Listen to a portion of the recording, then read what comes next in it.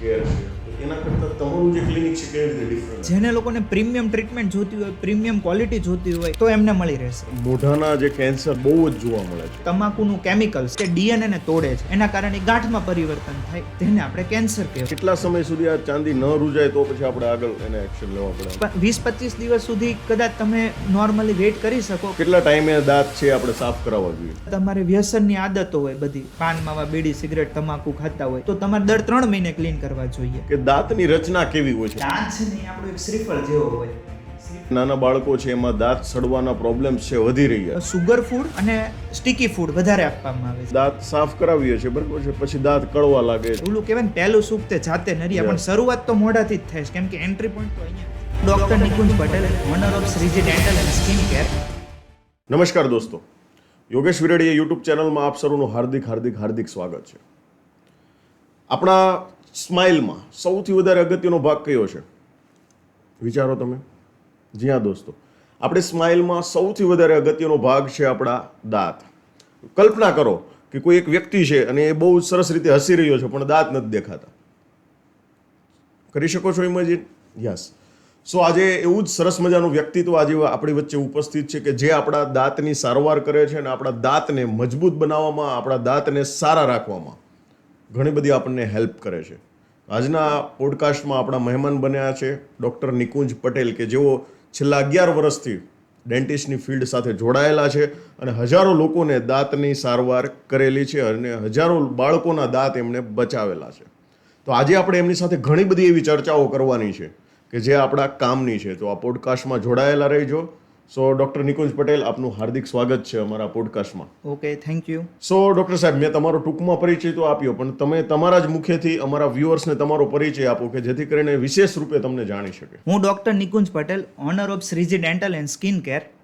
આજથી 2014ની અંદર એક સિંગલ ડેન્ટલ ચેર સાથે મેં મારું ક્લિનિકની શરૂઆત કરેલી હતી અને આજે 2026ની અંદર અમે અમારા ક્લિનિકની અંદર 5 ડેન્ટલ ચેર સાથે કે ક્લિનિકની અંદર અદ્યતન સુવિધા સાથે અમે ખૂબ મહેનત કરીને પહોંચીશું. એની અંદર અમે 14,000થી વધારે પેશન્ટોની અમે સારવાર કરી ચૂક્યા છીએ, કે જેમાં નાના બાળકોથી લઈને મોટી ઉંમરના હોય કે વૃદ્ધ લોકો હોય એની પણ અમે સારવાર કરી ચૂક્યા છીએ. એટલે એક જ પ્લેટફોર્મની અંદર અમે ટોટલ A to Z બધી જ ટ્રીટમેન્ટ કરીએ છીએ. ડૉક્ટર સાહેબ, તમે કોઈ પણ ફિલ્ડમાં જઈ શકતા હતા, બરાબર છે, તો તમે આ ડેન્ટિસ્ટની ફિલ્ડ જ કેમ પસંદ કરી કે યસ મારે દાંતના ડૉક્ટર જ બનવું છે? આ પહેલેથી પ્રી ડિસાઇડેડ હતું કે પછી તમને વિચાર આવ્યો કે બસ હવે મારે આ કરવું છે તો મેં કર્યું? યસ, મને પહેલેથી છે ને આજે સાયન્સની અંદર વધારે ઇન્ટરેસ્ટ હતો, એટલે અમે બાયોલોજીમાં આપણે આગળ વધ્યા.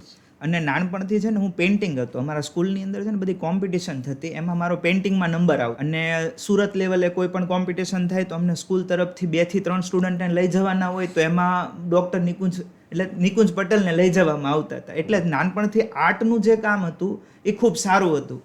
હવે બાયોલોજીની ફિલ્ડની અંદર આગળ વધ્યા એટલે એવો વિચાર આવ્યો કે દાંતની અંદર તો એક આર્ટિસ્ટનું કામ છે કે જેમાં દવા કરતાં વધારે મહત્વ છે તમારા હાથની કળા. કોઈને કેમ કે સારી મહેંદી મૂકતા આવડતી હોય તો એ ટોપ ઉપર જાય, એવી રીતે દાંતની જે ડિઝાઇન બનાવવી, દાંતની અંદર સ્ક્રૂ પ્લેસમેન્ટ કરવા હોય કે સિમેન્ટ નાખ્યું હોય, જે આર્ટિસ્ટનું કામ હોય, એટલે મને એ વધારે ગમતું કે એ જે કહેવાય ને કે મિકેનિકલ કામ હોય કે નાનું મોટું રિપેરિંગ કામ હોય, ગાડી રિપેર કરવાનું હોય કે ગમે એ હોય, કે એ બધી વસ્તુમાં નાનપણથી વધારે ઇન્ટરેસ્ટ હતો એટલે મેં દાંતની ફિલ્ડ વધારે પસંદ કરી. બધા જ લોકોનો સવાલ છે અત્યારે, અમારા જેટલા બી વ્યુઅર્સ છે બધા જ લોકોનો સવાલ છે કે દાંતની રચના કેવી હોય છે. ડૉક્ટર સાહેબ, તમને વિશેષ રૂપે સમજાવો કે ખરેખર દાંતની રચના હોય છે કે?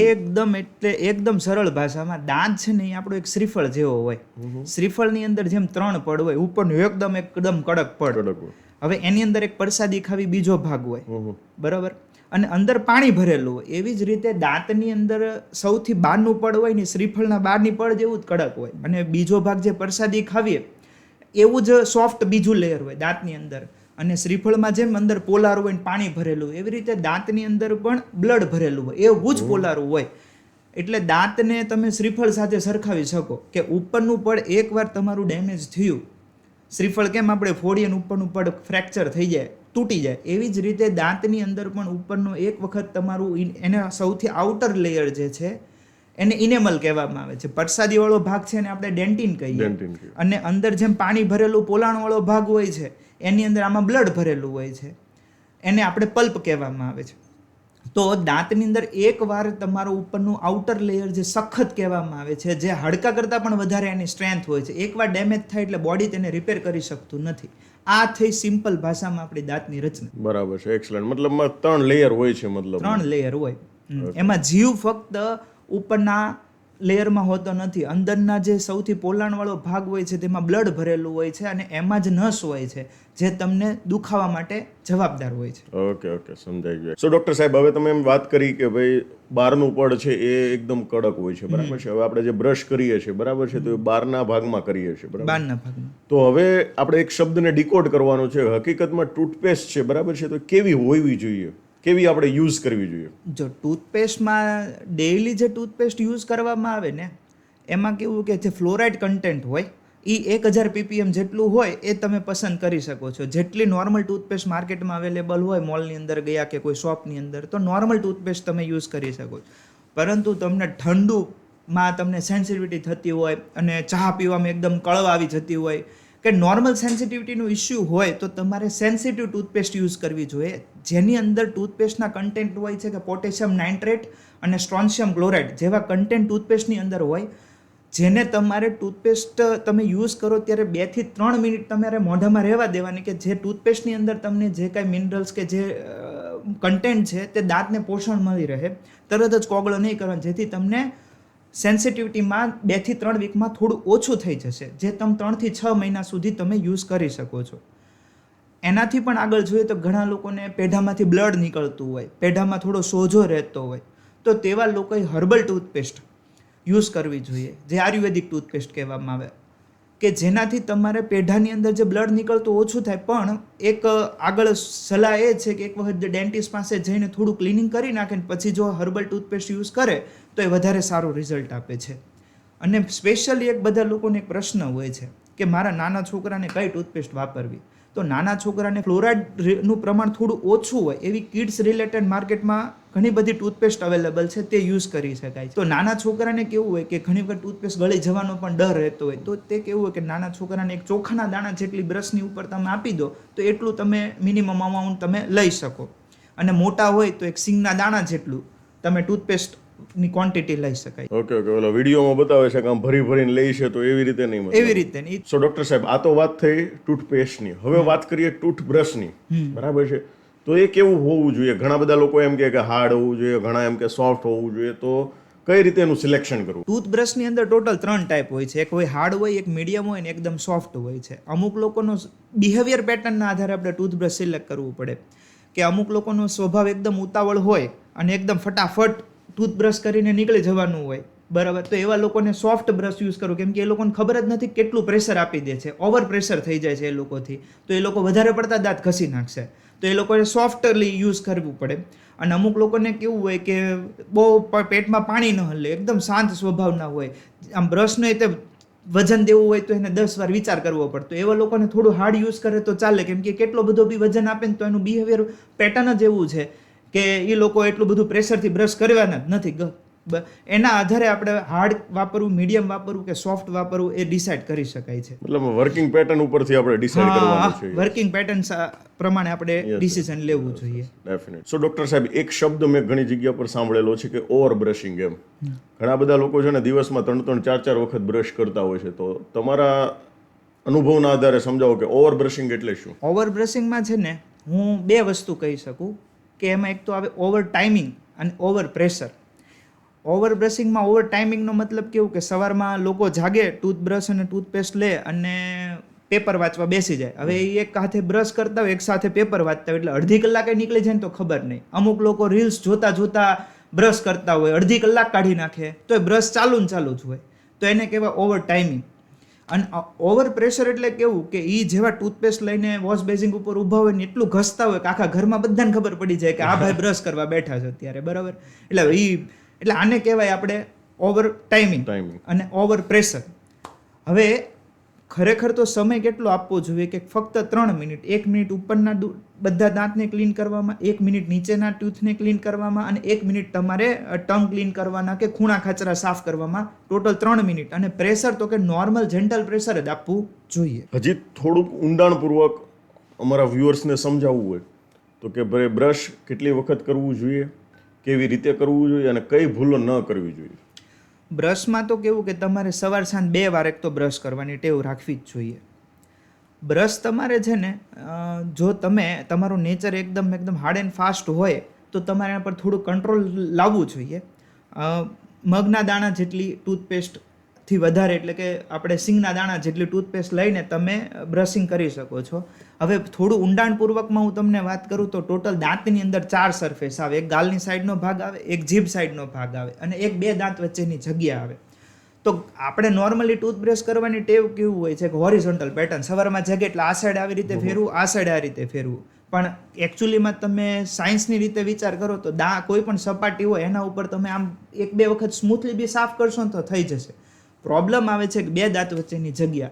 લોકોનો એક કોમન ક્વેશ્ચન હોય, 10 વર્ષથી હું જોઉં છું, 11 વર્ષથી મારી પ્રેક્ટિસમાં, સર 2 દાંત વચ્ચે જગ્યા થઈ ગઈ છે, ગેપ વધતા જ જાય છે, બરાબર, 2 દાંત વચ્ચેની જગ્યા વધતી જશે, એનું કંઈક કરી આપો ને. પણ એનું મેઇન રીઝન છે આપણી બ્રશિંગ ટેકનિક ખરાબ છે કે ખબર જ નથી.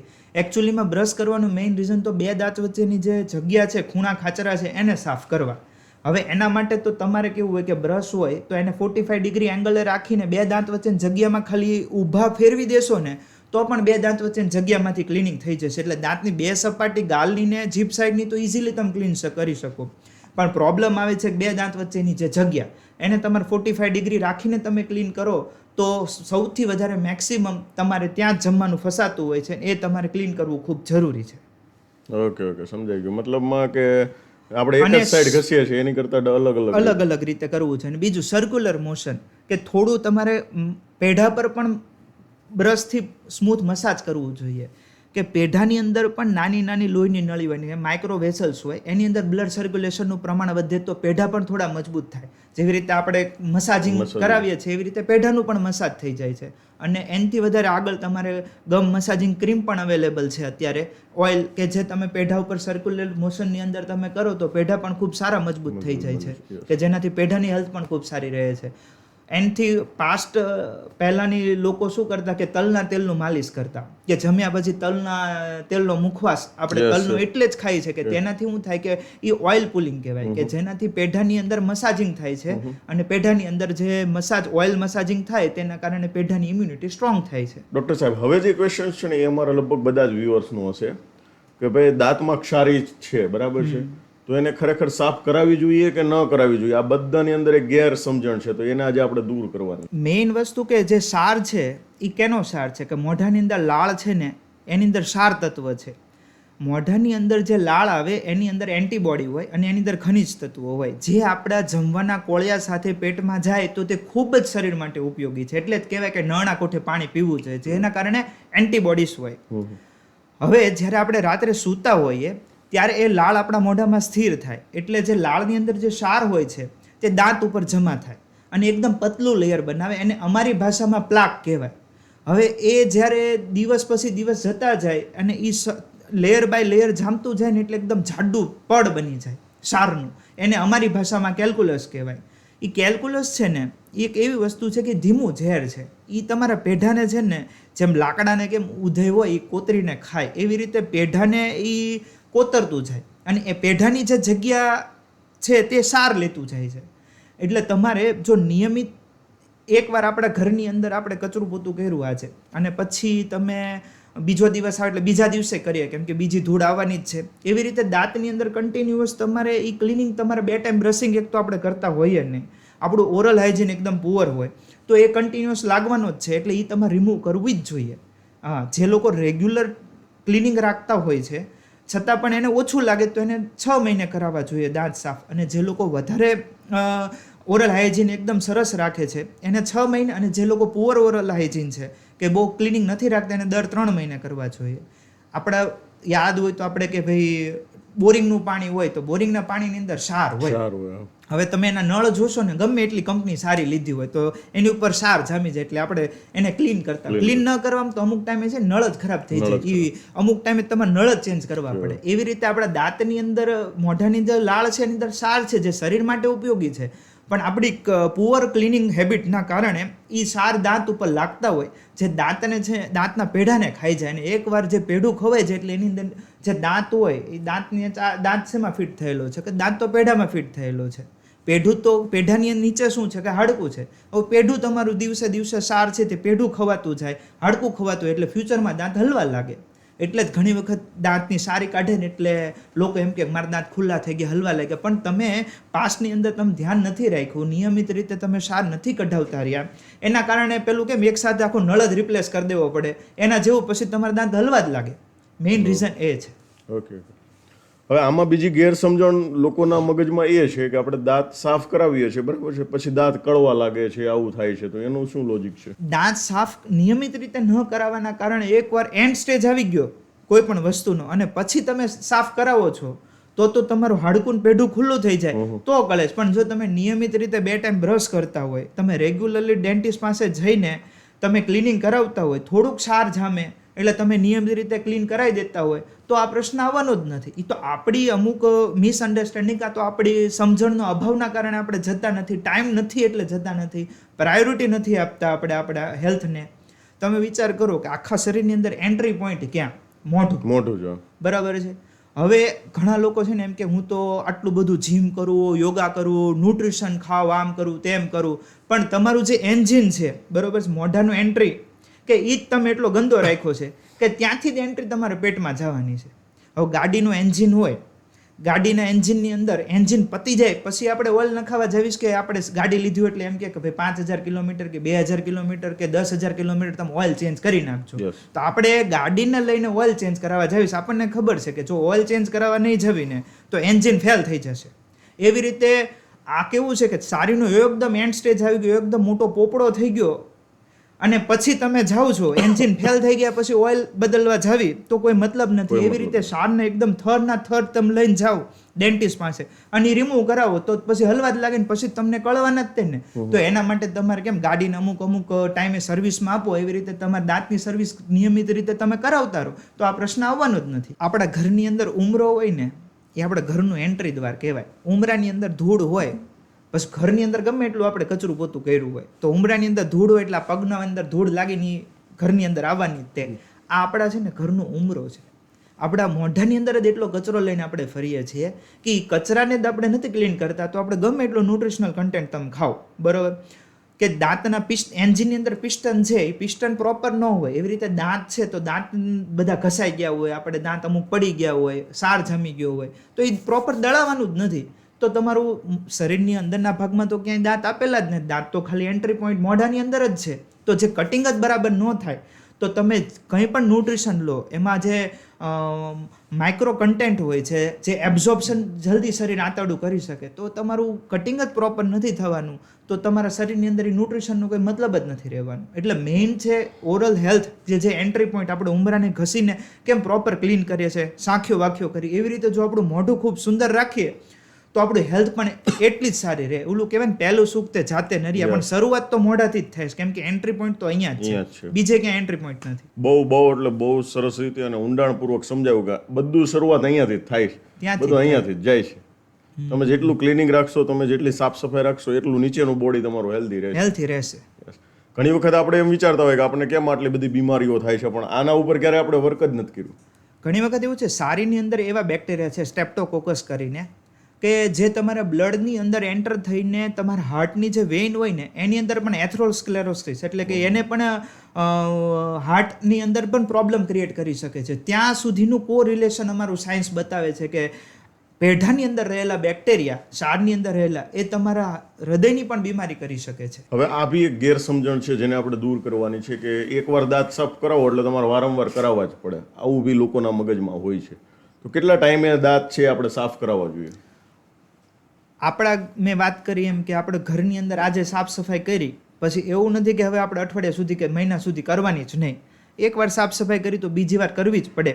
એવી રીતે આપણે કન્ટિન્યુઅસ, આ તો આપણું એન્જિન છે, કન્ટિન્યુઅસ આપણે રોજ જમવાના જ છીએ અને આપણે 2 ટાઈમ બ્રશ નથી થતું તો તમારે 2 ટાઈમ બ્રશ ન કરતા હોય અને ઉપર જતાં તમારે વ્યસનની આદતો હોય, બધી પાન માવા બીડી સિગરેટ તમાકુ ખાતા હોય તો તમારે દર 3 મહિને ક્લીન કરવા જોઈએ. અને જો તમારે પ્રોપર તમે ક્લિનિંગ કરો છો, 2 ટાઈમ બ્રશિંગ કરો છો, 2 દાંત વચ્ચેની જગ્યાને તમે ક્લીન રાખો છો ફ્લોસ વડે, તો તમારે દર 6 મહિને એકવાર ક્લીન કરવા જોઈએ, જેનાથી એક સાથે જાડો પોપડો ન થઈ જાય સારનો. બરાબર.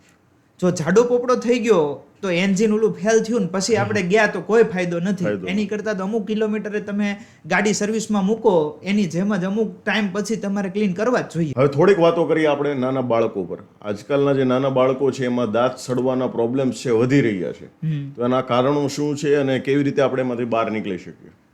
નાના બાળકોને દાંત સડવાનું મેઇન રીઝન છે ને અત્યારે સુગર લેવલ, કે મેઇન વસ્તુ છે ચોકલેટ છે, બિસ્કિટ છે. ચોકલેટ છે એ સુગર છે, પણ અમુક છે ને સ્ટીકી ફૂડ હોય, જેમ કે બિસ્કિટ છે, બે દાંત વચ્ચે એવા ચોંટી જાય, અને બીજું એની સાથે પાછું સુગર પણ એડ થયેલું હોય. અને સુગર જેટલું પણ છોકરાઓ વધારે લે ને એટલે મોઢામાં એસિડનું પ્રમાણ વધે. હવે એસિડ છે એટલે મોઢાની અંદર જે નોર્મલ પીએચ રહેવી જોઈએ એની કરતાં એસિડિક પીએચ હોય, ને એસિડિક પીએચ જ્યારે મોઢાની અંદર રહે ને ત્યારે એસિડ, કેમ કે તમે આપણે ટોયલેટ ક્લીન કરીએ ને એસિડ નાખીએ તો બધું આમ ટાઇલ્સ ક્લીન થઈ જાય, બરાબર?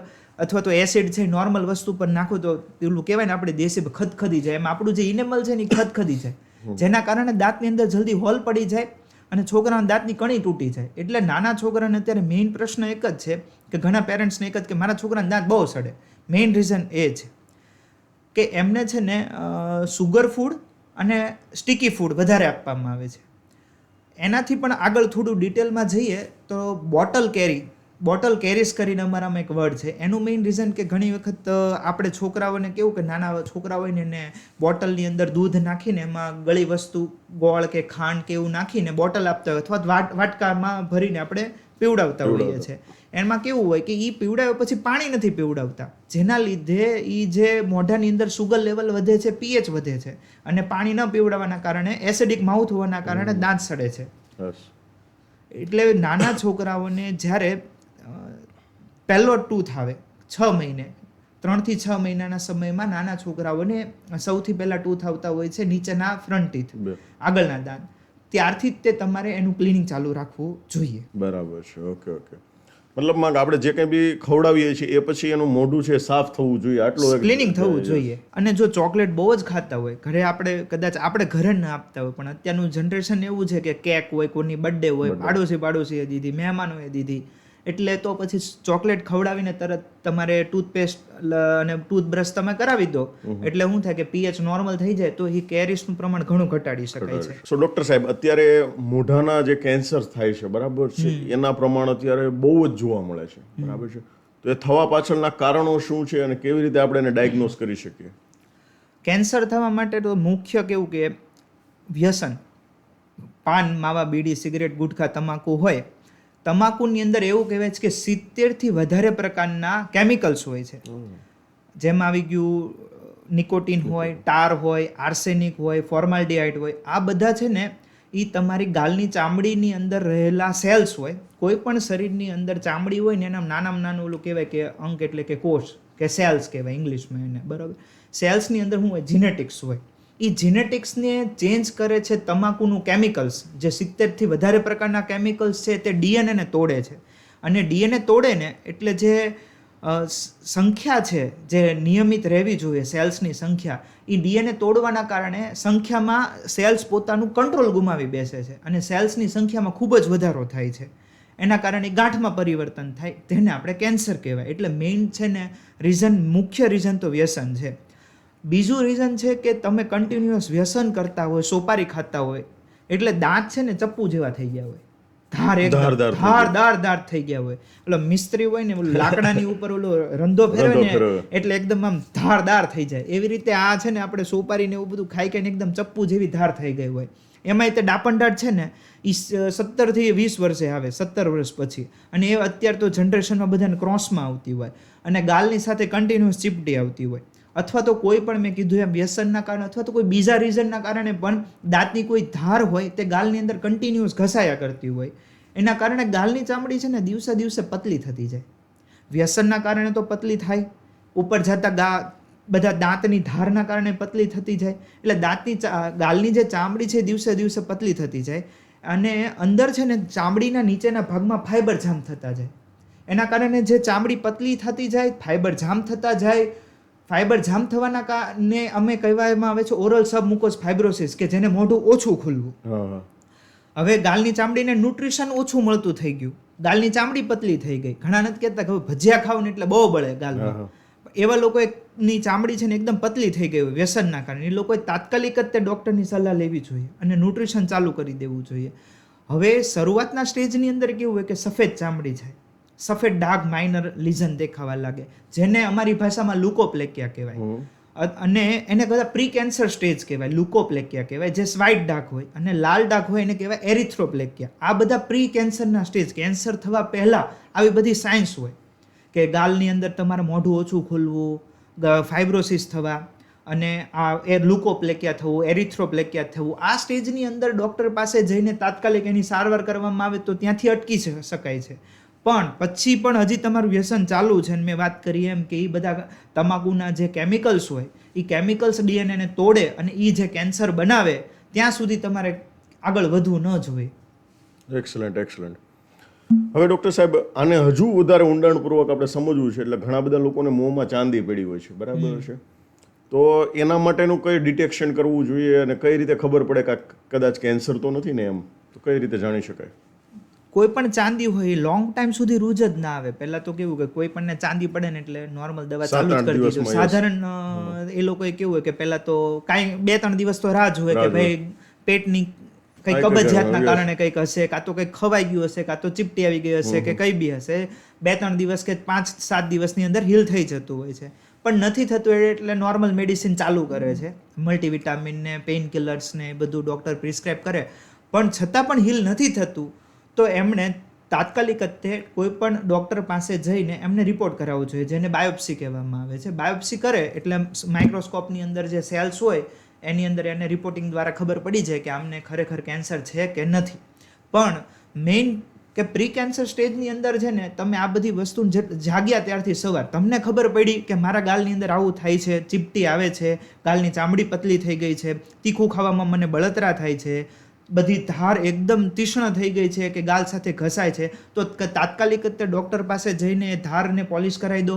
ડાપણદાઢની ચીપટી આવતી હોય તો તાત્કાલિક ડાપણદાઢ રિમૂવ કરાવી દો, કેમ કે ચીપટી તો આવી જ ન જોઈએ, કેમ કે એ કન્ટિન્યુઅસ ઇરિટેટ કર્યા કરે છે સ્કિનને, અને એનું જે સ્કિન ઇરિટેટ થવાના કારણે ચામડી પતલી થાય અને જીનેટિક્સ ચેન્જ થાય, ડીએનએની સાયકલ તૂટી જાય એટલે એ કોષ છે એનું પોતાનું કંટ્રોલ ગુમાવી દે, એટલે એ કેન્સરમાં પરિવર્તિત થવાનું જ છે. એટલે લાંબા સમય સુધી ચાંદી ન રૂજાય તો તમારે તાત્કાલિક જ રિપોર્ટ કરવો ખૂબ જરૂરી છે.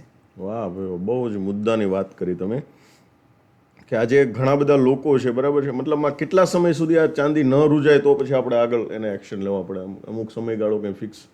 એવો કોઈ સમયગાળો ફિક્સ નહીં, પરંતુ 20-25 દિવસ સુધી કદાચ તમે નોર્મલી વેઇટ કરી શકો. પણ તમને એવું લાગે લીઝન જોતા, અથવા તો તમે જે ડૉક્ટરનું ચેકઅપ રાખો છો, જે ડૉક્ટર પાસેથી મેડિસિન ચાલુ છે, એ ડૉક્ટર જ તમને કહી દેશે કે નહીં હવે આપણે રિપોર્ટ કરાવી દેવું જોઈએ. સો ડૉક્ટર સાહેબ, જ્યાં બી જગ્યા ઉપર તમે જાઓ છો ને ત્યાં લગભગ વાતો થતી હોય છે કે ભાઈ દાંતની ટ્રીટમેન્ટ તો બહુ મોંઘી છે, બહુ ખર્ચો લાગે એમાં, એમ તો ખરેખર આને કેવી રીતે તમે સમજાવશો? દાંતની ટ્રીટમેન્ટ છે ને એ મોંઘી એટલે પડે છે, મોંઘી છે નહીં પણ પડે છે. એનું મુખ્ય રીઝન છે કે જો તમને થોડોક જ પ્રોબ્લેમ હોય ને તો તમારે નોર્મલ ફાઇલ ચાર્જ 100-200 રૂપિયામાં તમારું કામ થઈ જાય. પણ તમે જરાક બી સેન્સિટિવિટી થાય અથવા તો કઈ બી ઇસ્યુ આવે, ડૉક્ટર પાસે સલાહ સૂચન લેવા નથી જતા, એટલે એ છે ને થોડુંક આગળ વધશે, એટલે 1000 રૂપિયાની ટ્રીટમેન્ટ સિમેન્ટ સુધી પહોંચશે. હજી તમે ધ્યાન નથી રાખતા એટલે તમારી રૂટ કેનાલ છે કે આગળ કવર કે 5-10 હજારની ટ્રીટમેન્ટ સુધી પહોંચશે. હજુ પણ તમે એને ઇગ્નોર જ કર્યા કરો છો, બરાબર? તમને તમારા બોડીની પડી જ નથી, બરાબર? તમને તમારા દાંતની પડી નથી, પછી સીધો ઇમ્પ્લાન્ટ ઉપર આવી જાય એટલે 20-25 હજાર કે 50 હજારનો ખર્ચો લાગે ને, એટલે એમ કે ભાઈ દાંતના ડૉક્ટર બહુ મોંઘા. હા, પણ એકચ્યુઅલી આપણો પોતાનો જ ઇગ્નોરન્સ એવો હતો કે આપણે પોતાના જ શરીરની કેર નથી રાખી, કે ગાડી ટાઈમે સર્વિસમાં નથી લઈ ગયા, એના હિસાબે આપણને ટ્રીટમેન્ટ મોંઘી પડે છે. બાકી એકચ્યુઅલીમાં ડેન્ટલ ટ્રીટમેન્ટ મોંઘી જ નથી. ઓકે, બહુ સરસ રીતે તમે સમજાવ્યું કે ભાઈ આપણને જરૂર થોડીક ઝંઝણાટ થાય છે, તમે દવાખાને જતા રહો, 200-300 રૂપિયાના ફાઇલ ચાર્જમાં પતી જશે. Yes, definitely. પણ એ જ વસ્તુને આપણે 1 વર્ષ પછી જઈએ છીએ એટલે એ સીધું રૂટ કેનાલ સુધી પહોંચી જાય છે, અને ત્યારે આપણે 20-25 હજાર દેવા પડે ને ત્યારે આપણે કાળજું એમ થાય કાળું 20-25 હજાર લઈ લીધા. એ આપણા જ પોતાની ignorance, એટલે જ તે પાણી પહેલા પાળ બાંધી દેવાની, અને પછી પાળ તૂટી જાય પછી આપણે જાવી તો પછી મોંઘું જ પડવાનું છે, કેટલું બધું નુકસાન થઈ ગયું હોય આપણે. સો બીજી અમારે એક વાત કરવાની છે કે માર્કેટમાં ઘણા બધા ડેન્ટિસ્ટ છે, બરાબર છે, ઘણા બધા ડેન્ટલ કેર છે, તો એના કરતાં તમારું જે ક્લિનિક છે કેવી રીતે ડિફરન્ટ છે એના વિશે વાત કરો. અમે એક નાની અમથી એક સિંગલ ચેરથી ચાલુ કર્યું હતું 2012ની અંદર. તે અત્યારે અમારે 5 ડેન્ટલ ચેર પ્લસ અમારી પાસે ક્લિનિકની અંદર પોતાનું જ તે એક CBCT મશીન છે કે જેમાં તમે સ્કેન કરો એટલે આખું જડબું, ઉપરનું જડબું અને નીચેનું જડબું, એની હાડકાની ક્વોલિટી કેવી છે કે RCCની દિવાલ છે, ઈંટની દિવાલ છે કે માટીની દિવાલ છે, એટલે બોન ડેન્સિટી અમારી ભાષામાં કહેવાય, એ તમને ખબર પડી તમારું હાડકું કેટલું કડક છે. બીજું એની સાઇઝ કેટલી છે કે ભાઈ ઊંચાઈ કેટલી છે, પહોળાઈ કેટલી છે, દાંત હોય તો દાંતની અંદર તમને દુખાવો નથી જતો. તો CT સ્કેનની અંદરથી તમે ઓલું કહેવાય ને, એક ઓપરેશન અમે પહેલાં કોમ્પ્યુટરમાં અંદર ચેક કરી લઈએ છીએ, અને બીજું ઓપરેશન કહેવાય ને કે આર્કિટેક્ટ પહેલાં પ્લાન પેપર ઉપર બનાવે છે, પછી ચિત્ર ઓલું બનાવે છે, બરાબર. એવી રીતે અમારે પહેલાં અમારા માઇન્ડની અંદર એક ઓપરેશન થઈ ગયું હોય છે તમારું CT સ્કેન દ્વારા, પછી તમારે એની અંદર ટ્રીટમેન્ટ કરવામાં આવે છે, જેથી સક્સેસ રેટ છે એકદમ હાઈ થઈ જાય. ટ્રીટમેન્ટ પછી અમારી પાસે છે ને ડિજિટલાઇઝેશનના કારણે જ અમે અત્યારે આગળ છીએ. વર્ષોથી, આજથી વર્ષો પહેલાં અમારી પાસે OPG મશીન હતું કે જે 2D ઇમેજ હતું. અને નવી ટેકનોલોજી માર્કેટમાં આવી CT સ્કેન, તો આજે અમારે CT સ્કેનને 4 વર્ષ કમ્પ્લીટ થઈ ગયા કે 4 વર્ષથી અમે કન્ટિન્યુઅસ CT સ્કેન લઈએ છીએ, જેનાથી અમારે ઇમ્પ્લાન્ટ પ્લેસમેન્ટ કરવું હોય કે મોટી સર્જરી હોય કે ડાપણડાટ, ઘણા લોકો એમ કે સાહેબ જોજો નસની નજીક છે, ધ્યાન રાખજો કે ડેમેજ ના થાય. તો એ જે 3D પિક્ચર્સ છે, તો કેટલા તમારી નસ દૂર છે, નજીક છે, તમારે સ્ક્રૂ પ્લેસમેન્ટ કરવાનું છે તો કેવા હાડકાની અંદર તમે સ્ક્રૂ પ્લેસમેન્ટ કરો છો કે જેથી સક્સેસ રેટ વધે. તમે રૂટ કેનાલ કરો છો તો તમારો જે રૂટ્સ છે એ કેટલા મિલીમીટર લાંબુ છે, એની નીચે કેવું લીઝન છે, એ પ્રોપરલી આપણને રોગનું નિદાન ખૂબ સારી રીતે ડિટેલમાં અમને ખબર પડે, એટલે અમે સારી સર્વિસ દર્દીને આપી શકીએ, જેથી રિઝલ્ટના પર્સન્ટેજની અંદર ખૂબ સારો ફરક પડી જાય છે. અને માપ લેવાની વાત કરીએ તો પહેલાંના સમયમાં અમે ટ્રે મૂકીને પેલું મટીરિયલ લગાવતા ઉબકાને એવું થતા. અમે છેલ્લા 5 વર્ષથી અમારા ક્લિનિકની અંદર એ મટીરિયલ જ અમે બંધ કરી દીધું. અમે સીધું ડિજિટલ સ્કેન કર્યું, અમે અમારો મેલ મોકલી દઈએ અમે, અને ડિઝાઇનર એને ખૂબ સારી રીતે ડિઝાઇન કરી આપે, અને CNC મશીનની અંદર પ્રોપરલી કટિંગ થયેલો તમારો જે દાંત હોય, કવર હોય, તે ફિટ કરવામાં આવે છે, જેથી જે ક્વોલિટી અને જે એક્યુરેસી છે એનું પ્રમાણ ખૂબ જ વધી જાય છે, અને અમારું કામ પણ સ્પીડી થઈ જાય છે. વાહ ભાઈ વાહ, એક્સલન્ટ એક્સલન્ટ. અને અમુક લોકોને કેવું હોય ખબર, ફોબિયા હોય, ડર લાગતો હોય કે સર મને છે ને કોઈ ઇન્જેક્શન જોવો ને, ઇન્જેક્શન આપે ને એટલે ભાઈ બીજું ગમે એવું એનું સહન કરી લો, પણ સારું ડેન્ટલ ટ્રીટમેન્ટમાં ખબર નહીં, હું અંદર આવું ને એટલે પરસેવો જ વળવા લાગે. અમુક બહેનોને ફોબિયા હોય, એ આપણું બિહેવિયર પેટર્ન અમુક લોકોની. તો એવા લોકો માટે અમે કેવી રીતે ટ્રીટમેન્ટ કરીએ કે કોન્સન્ટ સેડેશન કરીને અમારા ક્લિનિકની અંદર જ મશીન છે, જેમાં ઓક્સિજન અને નાઇટ્રસ ઓક્સાઇડ બંનેનું કોમ્બિનેશન તમને શ્વાસ દ્વારા લેવામાં આપવામાં આવે, કે જેનાથી તમે જાગ્રત અવસ્થામાં બેભાન થઈ જાઓ. તમે આમ જાગતા હોય, તમે આમ કોન્શિયસ, પણ આમ તમે બેભાન હોય, કે જેનાથી અમે ટ્રીટમેન્ટ કરીએ ને. અને બીજું એની અંદર લાફિંગ ગેસ હોય, નાઇટ્રસ ઓક્સાઇડ, કે જેનાથી તમારું છે ને અલગ સ્ટેટ થઈ જાય, તમને એટલો આનંદ આવે કે તમને જે બોરિંગ ટ્રીટમેન્ટ અને સ્ટ્રેસફુલ ટ્રીટમેન્ટ હોય. અને નાના છોકરાને ડર લાગતો હોય, મોટાની અંદર કે ભાઈ આપણે હવે ઇમ્પ્લાન્ટની સર્જરી છે, ધારો મને સ્ક્રૂ નાખશે, ડ્રીલ કરશે, બીક લાગશે, પણ એ અમે છે ને કોન્સન્ટ સેડેશનની અંદર જ્યારે અમે ચાલુ કરી દઈએ એટલે પેશન્ટને ઇમ્પ્લાન્ટની ટ્રીટમેન્ટ પૂરી થઈ જાય તો હસતા હોય. અમુક છોકરાઓ એટલા, અત્યારના છોકરાઓની અત્યારની જનરેશન કહ્યું કે એ એકદમ તોફાની હોય, બરાબર છે, કે ભાઈ એને ડેન્ટલ ચેર ઉપર બેસાડવે એટલે એકદમ મુસીબત વાળું કામ. તો એને જ્યારે અમે કોન્સન્ટ સેડેશનની અંદર ટ્રીટમેન્ટ કરીએ તો એ હસતા હસતા આખી ટ્રીટમેન્ટ કરવા દે, એમ કે હવે મમ્મી તમે એમ જરૂર નથી મને, આપણે એમ કહીએ હાથ ઉપર કરો તો હાથ ઉપર કરે, એમ જાગ્રત અવસ્થામાં હોય, જેથી ટ્રીટમેન્ટ ખૂબ સારી પણ થાય, ડર પણ ન લાગે, એટલે પેશન્ટ છે ને અમને રિસ્પોન્સ સારો આપે, જેથી અમે અમારું કામ ખૂબ સારી રીતે કરી શકીએ. ઘણી વખત ડરના કારણે પેશન્ટ અમને ટ્રીટમેન્ટ જ ન કરવા દે, તો ક્વોલિટી ઓફ ટ્રીટમેન્ટ થોડી ડાઉન છે, પણ આ કોન્સન્ટ સેડેશનમાં ક્વોલિટી ઓફ ટ્રીટમેન્ટ ખૂબ સારી અમે ઇમ્પ્રૂવ કરી શકીએ છીએ. અમુક મોટી ઉંમરના વૃદ્ધ હોય, 70-80 વર્ષ છે, તો ફોબિયા આવો એ ખૂબ સામાન્ય વસ્તુ છે. તો એવા લોકોની અંદર પણ અમે દાંત જ્યારે ખેંચીએ, ઊંડી કણી હોય કે ભાઈ ડાપણડાટની સર્જરી હોય, તો એ લોકોને ફોબિયા હોય, તો એ આરામથી અમે હસતા હસતા અમે ટ્રીટમેન્ટ કરી શકીએ છીએ. આ એક જ એવી વસ્તુ છે કે ડિજિટલાઇઝેશન અને કન્ટિન્યુઅસ અપડેટ એ અમારા ક્લિનિકનું એક અમને જે આગળ પુશઅપ કરતા જ જાય છે. એની કોઈ સાઈડ ઇફેક્ટ ખરી ડોક્ટર સાહેબ, કે આપણે જે કોન્શિયસલી બેભાન કરીએ છીએ એનું? આ વસ્તુની છે ને કોઈ પણ સાઈડ ઇફેક્ટ નહીં, કેમ કે આમાં તમે જાગ્રત અવસ્થામાં બેભાન છો, કમ્પ્લીટ બેભાન થયા જ નથી, એટલે તમારું 100% ઓથેન્ટિક, કે એમાં તમારે સેફ, કોઈ ચિંતા કરવાની જરૂર જ નહીં. સો ડોક્ટર સાહેબ, ઘણા બધા લોકોને દાંતમાં, દાઢમાં કંઈક પ્રોબ્લેમ હોય છે, એટલે એ દાંત કઢાવી લે છે, બરાબર છે, તો એ દાંત કઢાવ્યા પછી નવા દાંત નખાવવા જોઈએ કે જે રૂલ્સ છે કેટલા દિવસે આવે છે, કેટલો સમય લાગે છે, એના વિશે થોડીક વાત કરો. નોર્મલી કેવું કે કોઈ પણ દાંતને તમે રિમૂવ કરવામાં આવે, કાઢી નાખવામાં આવે, એટલે શરૂઆતના 72 કલાક એવા હોય કે જેમાં બોડી છે ને એની અંદર દાંત ખેંચો એટલે બ્લડ ભેગું કરે. રોડ ઉપરથી પડી ગયા હોય ને હાથમાં સ્ક્રેચીસ આવ્યા હોય એટલે કેવું કે ત્યાં બ્લડ નીકળે, થોડોક સોજો આવે કે જેનાથી તમને એ જે બ્લડ ક્લોટ બને, બ્લડ જામ થાય, એ રૂ જવામાં આપણને મદદ કરે. સેમ જ મોઢાની અંદર દાંત જેવો ખેંચો એટલે બ્લડ ક્લોટ ભેગું થાય અને એની અંદરથી તમને નવી ચામડી બને. હવે 1 વીકની અંદર ઉપરની સ્કિન ગ્રો થવાનું ચાલુ થાય ને 15મા દિવસે સ્કિન ક્લોઝ થઈ જાય. જે મોઢાની અંદર દાંત ખેંચેલી હોય એની ઉપર જે પેઢું હોય એ બંધ થાય. પણ પેઢાની અંદર રહેલું હાડકું હોય છે તે તમારું 1 મહિનાની અંદરનું હાડકું બનવાનું ચાલુ થઈ જાય છે અને કમ્પ્લીટ છે ને એ તમારે 6 વીકની અંદર 60% અંદરનું હાડકું બની ગયું હોય છે અને 3 મહિને કમ્પ્લીટ હાડકું બોન ફોર્મેશન થઈ ગયું હોય છે.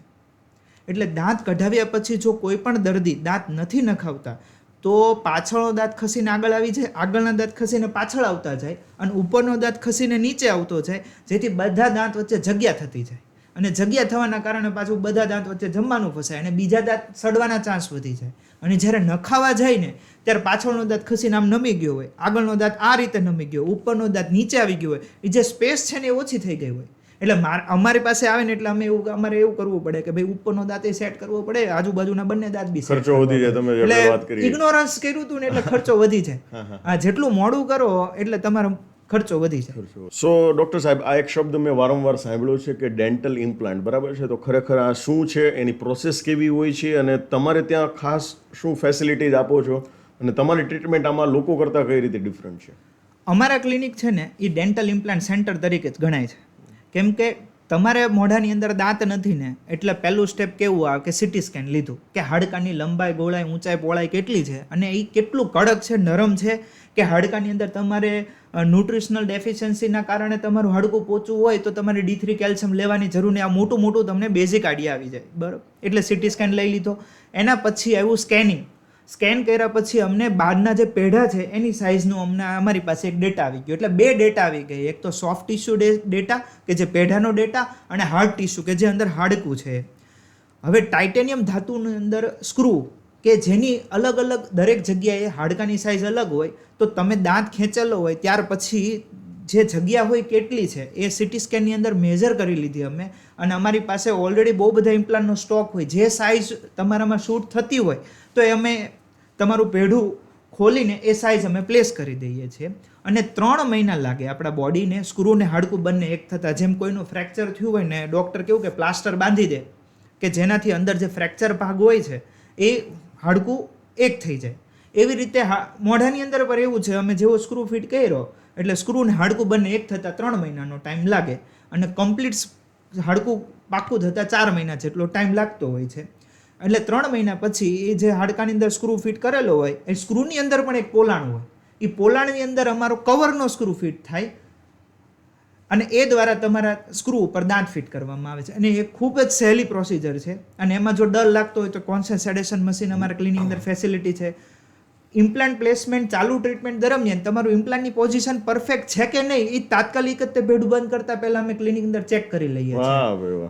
એ ફેસિલિટી બીજા ક્લિનિકથી અમને ડિફરન્ટ બનાવે છે કે તાત્કાલિક જ તમારે આખા મોઢામાં તમે 6 ઇમ્પ્લાન્ટ પ્લેસ થઈ ગયા, તમે ક્લિનિકની અંદર જ તે 5 મિનિટ થઈ, સિટી સ્કેન CBCT લીધો, સિટી સ્કેન અંદર ચેક કરી લીધું, કંઈ કરેક્શન હોય તો તાત્કાલિક ત્યારે ને ત્યારે કરી દો, જેનાથી જે રિઝલ્ટની ક્વોલિટી છે એ ખૂબ જ સારી થઈ જાય છે. વાહ ભાઈ, મતલબમાં તમે પ્યોર ક્વોલિટી ઉપર કામ કરો છો. Pure quality practice. જેને લોકોને પ્રીમિયમ ટ્રીટમેન્ટ જોતી હોય, પ્રીમિયમ ક્વોલિટી જોતી હોય તો એમને મળી રહેશે. સો ડૉક્ટર સાહેબ છે એમની ડિટેલમાં ડિસ્ક્રિપ્શનમાં નીચે એડ્રેસ, લોકેશન્સ અને એમનું કોન્ટેક્ટ ડિટેલ્સ આપેલી છે. જો તમને દાંતને રિલેટેડ કોઈ પણ સમસ્યા હોય તો તમે ચોક્કસથી એક વખત એમનો સંપર્ક કરી શકો છો. 100% તમને બેસ્ટ ટ્રીટમેન્ટ અને બેસ્ટ સોલ્યુશન ચોક્કસથી મળશે.